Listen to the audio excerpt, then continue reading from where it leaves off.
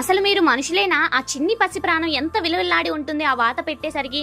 ఏ generation లో ఉన్నారండి? అసలు కడుపుకి అన్నం అయి తింటున్నారా మీరు? ఇలా అంటున్నాను అని మీరు తప్పుగా అనుకున్నా నాకేం పర్వాలేదు, ఇదైతే కరెక్ట్ కాదు అని అయితే ఒకరికి అయితే కామెంట్ చేశారనమాట. సో దీని మీద నేనైతే రిప్లై ఇవ్వాలనుకున్నాను. అవునండి, నేను కూడా ఇది 100% షూర్ కరెక్ట్ అనే చెప్తున్నాను. అట్లా వాత పెట్టడం నిజంగా తప్పు అనే చెప్తున్నాను.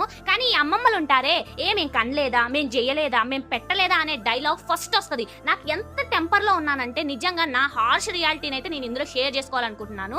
సో ప్రతి ఒక్క డెలివరీ అయిన అమ్మాయికైనా సరే, మీ బేబీ 1 year 2 years పెద్దోళ్ళు అయ్యేదాకా కూడా ఈ డైలాగ్ మీకు వినపడుతూనే ఉంటది. ఏమేం గనలేదా, ఏమేం చెయ్యలేదా, ఏమేం పెట్టలేదా, మీరు ఇవన్నీ చేయకముందే మీరు ఇంతగానో పెద్ద అయ్యారా అనే డైలాగ్ ఫస్ట్ వస్తుంది అనమాట. సో దీని వల్ల చాలా మంది మదర్స్ డిప్రెషన్ లో పోయే సిచ్యువేషన్స్ కూడా చాలా మంది ఫేస్ చేశారు. ఇకపోతే వాతల గురించి రియాలిటీలోకి వస్తే, మా ఆడబిడ్డ పాపకైతే మేమైతే పెట్టిలేదన్నమాట. సో ఆ వాతలు చూపించేయి నా కొడుకుకి, స్వయంగా నా కొడుకుకి మా అమ్మమ్మలు అయితే పెట్టించారనమాట. సో దీని వెనకాల ఏంటంటే, మా ఆడబిడ్డ ఫస్ట్ డెలివరీ అయింది కదా, సో మా విజ్జుగాడికి అయితే వాతలు పెట్టిలేదన్నమాట. వాడు ఇప్పటికి కూడా సరిగ్గా తినడు, వాడికి సరిగ్గా అరగదు, వాడు ఎప్పుడు కూడా ఫుడ్ విషయంలో ప్రాబ్లం ఫేస్ చేస్తూనే ఉంటాడు.